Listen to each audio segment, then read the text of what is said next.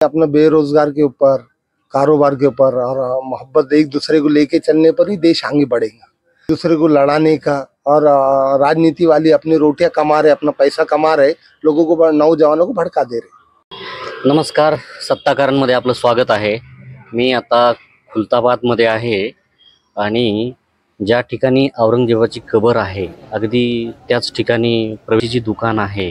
याच ठिकाणाहून लोक फुलं घेऊन त्या ठिकाणी जातात। मात्र बोलण्याचं कारण असं आहे की सध्या जे राज्यात आणि देशात जे वातावरण बनवण्याचा जो प्रयत्न चालू आहे की कबर राहिली नाही पाहिजे अशी काही जणांची भूमिका घेतलेली आहे काही जणांनी। त्याच्यामुळे एक वाद निर्माण होण्याची शक्यता निर्माण झालेली आहे। एकंदरीत याच परिस्थितीच्या अनुषंगाने बोलत असताना येथील बांधवांना काय वाटतं, मुस्लिम बांधवांना, याच्या संदर्भात आपण चर्चा करणार आहोत। हे आपलं स्वागत आहे सत्ताकारांमध्ये। काय सांगाल, तुम्हाला तर माहितीच असेल देशात आणि राज्यात सध्या कसं काय वातावरण याच्यावरून चालू आहे, काय सांगाल? सर, जो वातावरण है ये गलत वातावरण बना रहे। असल में अपना बेरोजगार के ऊपर, कारोबार के ऊपर और मोहब्बत एक दूसरे को लेके चलने पर ही देश आगे बढ़ेगा। ये वातावरण गलत है, एक दूसरे को लड़ाने का और राजनीति वाली अपनी रोटियां कमा रहे, अपना पैसा कमा रहे, लोगों को, नौजवानों को भड़का दे रहे। काय याचा परिणाम जे आहे, वातावरणाचा परिणाम इथे येणाऱ्या लोकांवर वगैरे काही झालाय काय?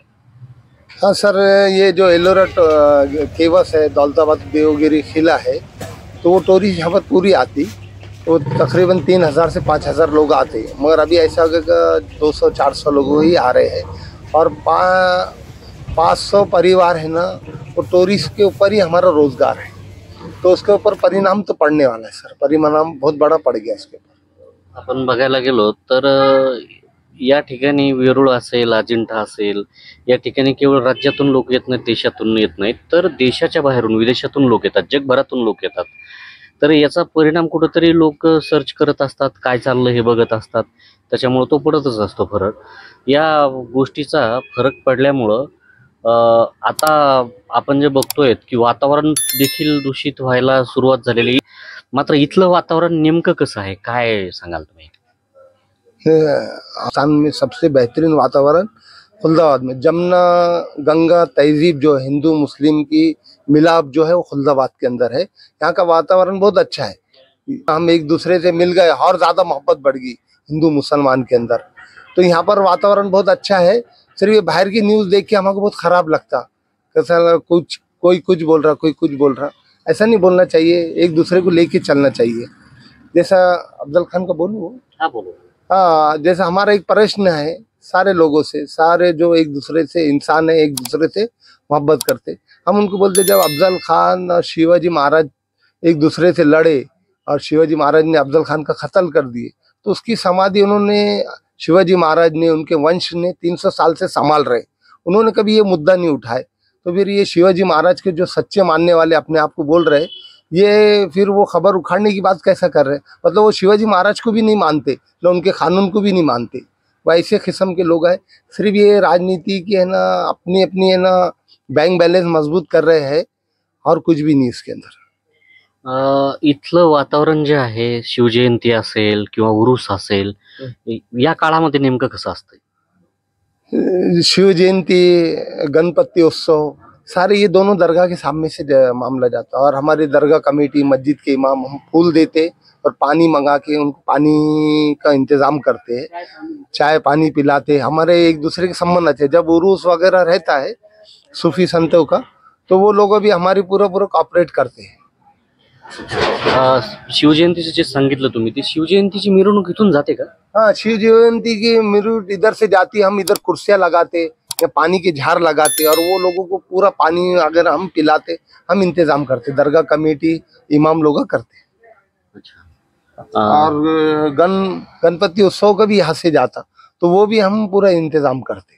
अच्छा, बघितलं तर आपण किती महत्त्वाची गोष्ट सांगितली। तर छत्रपती शिवाजी महाराजांची जयंती असेल, शिवजयंती, ती देखील या ठिकाणी येऊन जात असताना जो हे प्रवेशद्वार जे आहे औरंगजेबाच्या कबरीच्या ठिकाणी जाणारं, त्याच ठिकाणी खुर्च्या टाकून पाण्याची, चहा पाण्याची व्यवस्था केली जाते। जे जयंतीमध्ये सहभागी असतात त्यांना फूल देऊन त्यांचं स्वागत केलं जातं आणि नंतर गणपती गणपती उत्सव जो असतो त्याची देखील या ठिकाणाहून मिरवणूक जाते दारातून अगदी त्यावेळेला देखील चहा पाण्याची व्यवस्था केली जाते.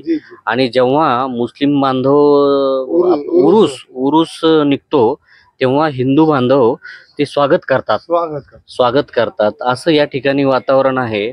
मात्र ज्या ठिकाणी औरंगजेबाची कबर आहे त्याच ठिकाणी त्या शहरामध्ये म्हणजे खुलताबादमध्ये असं एक भाईचारा असं वातावरण आहे.